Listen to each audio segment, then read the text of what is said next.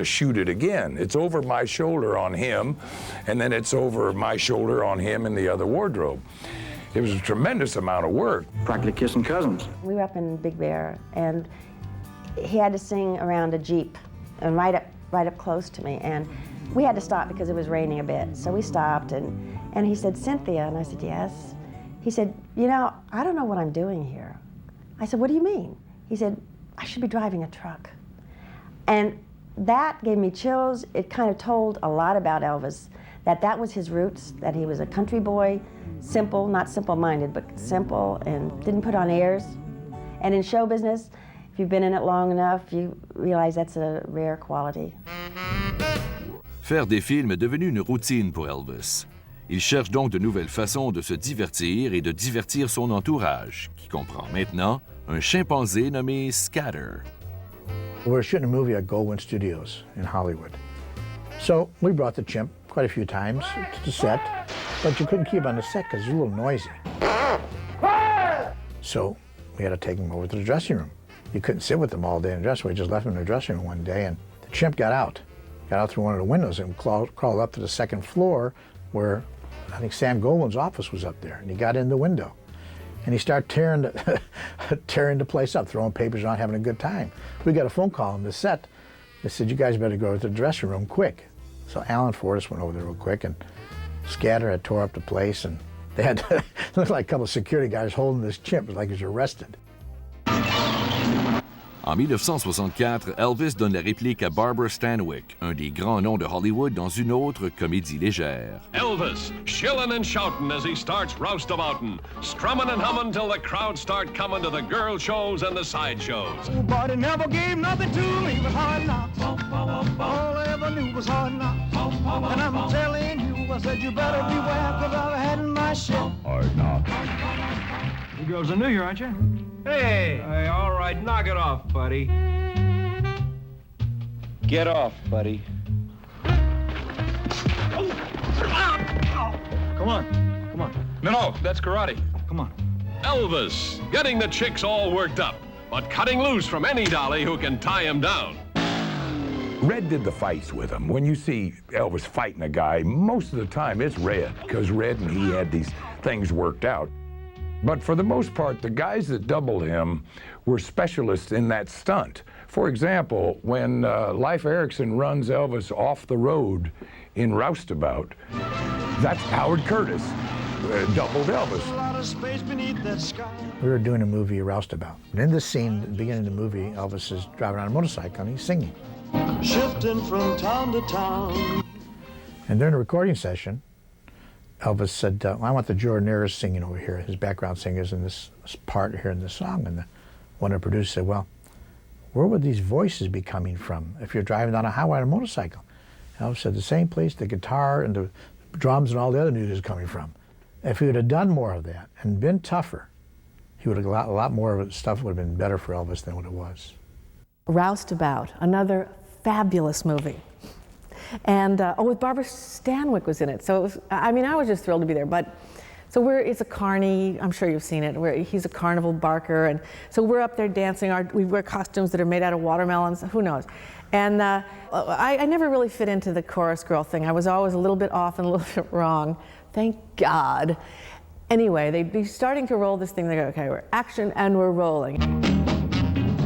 She let her hair down and she did. Cut. Who is that dumb broad on the left? Honey, get it together. Okay, we're action. Roll. Action. Cut. Honey. Oh, God, that stupid bitch. And he was just so mean to me.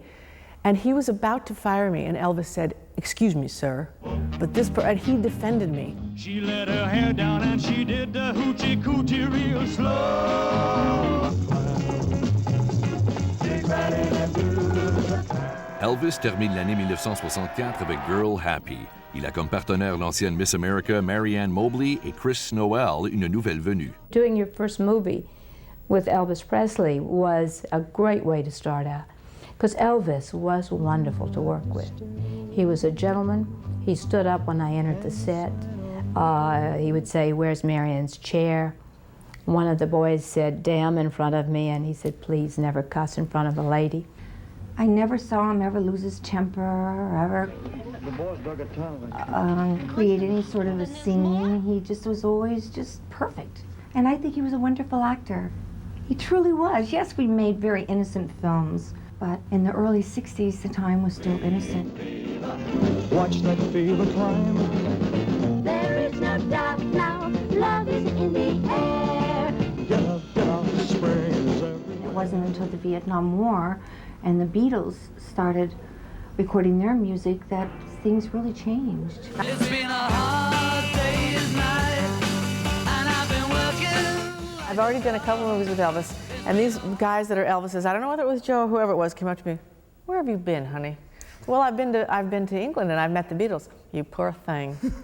That's what they said to me, because of course the Beatles were the enemy.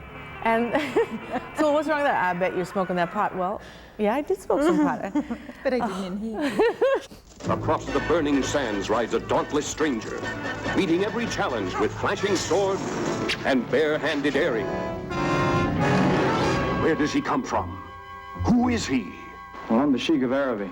Go east, young man. I don't think I've ever worked on a project that has been as much fun as Harum Scarum, which was directed by Gene Nelson, the dancer Gene Nelson. And we used a set that had been done from one of these Lawrence of Arabia type movies in the past. And the set was already in existence. So they had to write a story to fit the set. Elvis was great to work with. There wasn't the big star ego quality that is sometimes prevalent today. I mean, if anybody could have had it, and probably should have had it, it was Elvis. And he had none of that. He was a true Southern gentleman when I worked with him. When we did Harum Scarum, it was a thrill. We wrote it as we went along, or he wrote it as he went along. Now here's what we're going to do here. Billy, you're going to come in with it, and you're going to hit the guy on the head. 1 minute, our hero's singing his way out of the pokey, and the next, he's swinging cool as he invades the inner sanctums of love. Des films comme Harum Scarum et Tickle Me génèrent leur part de profit, mais le public remarque qu'ils n'ont plus la fraîcheur des films précédents d'Elvis. Yes, it's Elvis as a singing, swinging cowboy, a rodeo-riding, bronco-busting champ. Oops!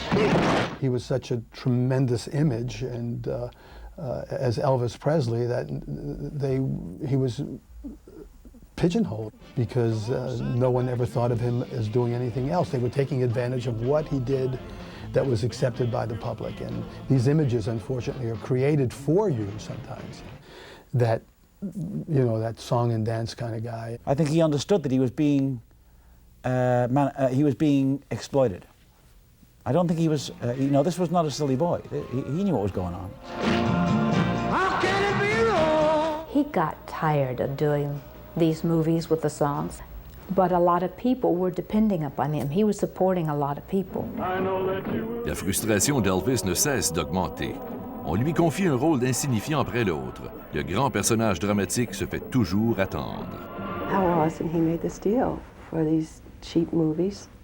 And, you know, they do have a certain charm, but they are pretty formula. There are different locations, different faces, but it's pretty much the same kind of stuff. And I don't know of a single song in our film that was memorable. He was a little jaded at that point as far as the type of films that he wanted to do. I don't think he was happy. He just didn't have a goal. I didn't see a goal. I just saw, like, I'm doing this again type of attitude. And I think he had done this type of picture too often. For the moment, it was good to do 6 movies a year and all that stuff, but then I don't think he or the Colonel ever thought about where that was going to lead, because it leads to, it's not good to do a bunch of bad movies in a row. For the moment, it's good. You know, it's like getting drunk. For the moment, it's good, and then the next day, it's not so good. Colonel Parker kept telling him, Elvis, the public wants to see you in these type of motion pictures. If we go dramatic and the picture bombs, the old cliche, if it ain't broke, don't fix it. Randy and me, we are lovers. Oh, Lordy, how we